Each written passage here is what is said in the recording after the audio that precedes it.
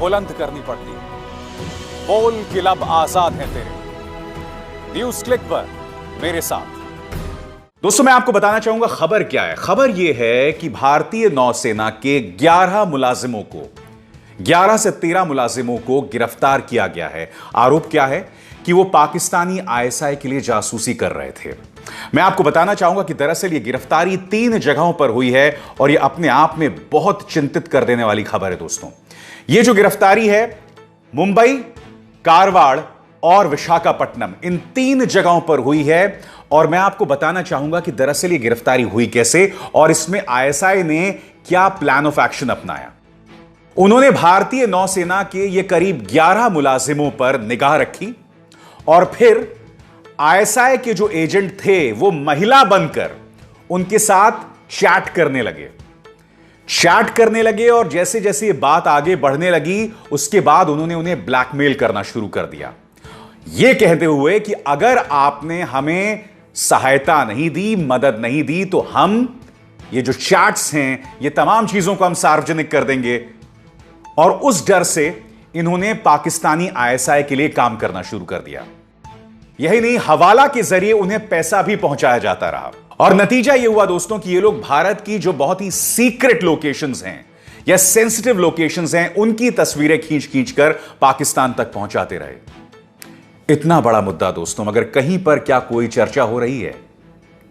क्या इस पर चर्चा नहीं होनी चाहिए?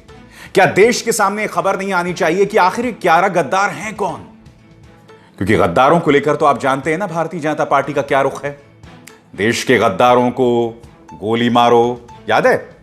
और यही नहीं, न्यूज चैनल्स ने भी देशभक्ति जैसे शब्द का जो मजाक पिछले 5 सालों में बना रखा है, वो भी लगातार सामने उभर कर आता रहा है। मगर क्या आप जानते हैं कि इनके बारे में चर्चा क्यों नहीं की जा रही है? मैंने खंगाला और मुझे पता चला कि जो आरोपी हैं, मैं इनको आरोपी बता रहा हूं, जाहिर सी बात है उन पर आरोप से धोना भी बाकी है। जो आरोपी हैं उनके नामों के मैं आपको कुछ झलकियां देना चाहता हूं। इनमें से किसी का सरनेम मिश्रा है, त्रिवेदी है, अय्यर है, कुमार है, त्रिपाठी है, सिंह है, रावत है, राम भी है। मैं ये कल्पना कर रहा हूं दोस्तों, अगर इनमें से कोई खान होता, मिर्जा होता, डिसूजा होता या जाटव होता, तब हमारे न्यूज चैनल्स में देशभक्ति की कैसी लहर दौड़ पड़ती। मगर आप पूरी तरह से खामोश हैं। मैं एक चीज यहां कहना चाहता हूं कि चाहे हमारे न्यूज चैनल्स हों या भारतीय जनता पार्टी, ये दोनों ही देशभक्ति जैसी शब्द के साथ जो मजाक कर रहे हैं, इससे जो नुकसान पहुंचा रहे हैं, आने वाले वक्त में देश को उसका नुकसान भुगतना पड़ेगा। आप खुद बताइए, जो लोग देश की जानकारी पाकिस्तान को मुहैया करा रहे हैं वो देशभक्त तो हो नहीं सकते हैं। अब इस शख्स पर गौर कीजिए, देविंदर सिंह। क्या इस मामले की कोई चर्चा हो रही है? यह आदमी एक नहीं 2 आतंकवादियों को दिल्ली ले जा रहा था। याद है कि नहीं आपको वो खबर? न सिर्फ ये उन्हें दिल्ली ले जा रहा था, बल्कि 2001 में जो संसद में हमला हुआ था उससे भी इसके तार जुड़े थे। अफजल गुरु के वकील ने बताया था कि अफजल गुरु पर दबाव बनाकर एक आतंकवादी को इसने कश्मीर से दिल्ली तक पहुंचाया था।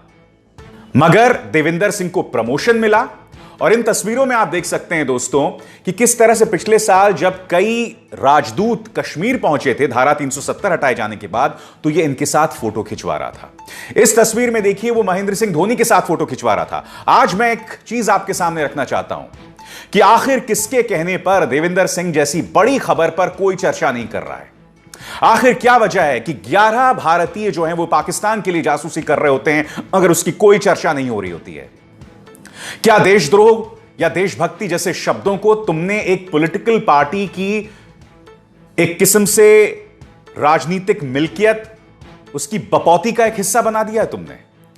यानी कि हम देशभक्ति की बातें तब करेंगे जब हमें एक पॉलिटिकल पार्टी की जय जयकार करनी हो या एक धर्म को बदनाम करना हो। क्या आपको अंदाजा है दोस्तों, आप और हम अपने देश का किस कदर नुकसान पहुंचा रहे हैं जब हम ऐसे देशद्रोहियों पर सवाल नहीं करते हैं जो असल देशद्रोही हैं? देविंदर सिंह पर क्या देशद्रोह का मुकदमा दर्ज किया गया है? वो आदमी जो 2 आतंकवादियों को ले जा रहा था। क्या यह सवाल उठना लाजमी नहीं है? वाकई मुझे बहुत दुख होता है दोस्तों कि हम बतौर भारतीय कितने सतही हैं, कितने सुपरफिशियल हैं।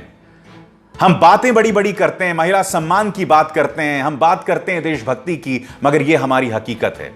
और जो हमारा सतही पना है ना, हमारा जो सुपरफिशियल नेचर है, वो सामने एक के बाद एक उभर कर आ रहा है।